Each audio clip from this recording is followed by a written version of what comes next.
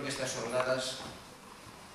teñen para min dúas características. Primeiro, que son necesarias, eran necesarias, porque a relación que Monforte tuvo, ten, e estou convencido que terá co tren, pues creo que nadie as pode poñer en cuestión, e creo que ademais tamén a xente que durante todos estes anos tuvo un compromiso, unha relación con ferrocarril, pues tamén son merecedores estas personas deste recoñecemento, estas jornadas tamén están pensadas nesas personas. Desde la Asociación Monfortina de Amigos del Ferrocarril entendíamos que 125 años de convivencia, que 125 años de complicidad entre la sociedad monfortina y la cultura ferroviaria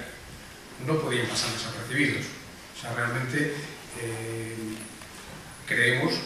que merece la pena volcarse en intentar conseguir la recuperación de esta historia y, como un poco apuntaba el alcalde, la conservación y la potenciación de este modo de transporte que tanto beneficio le ha producido a Monforte. Presentación do colectivo Amárgama. Ben, o colectivo Amárgama preséntase oficialmente, dase a coñecer no mes de marzo. Eu creo que o mérito maior de Amárgama é que se crea de forma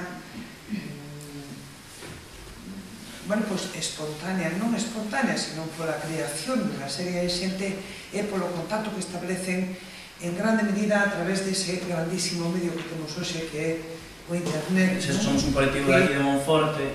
poético, en principio nació con esa intención,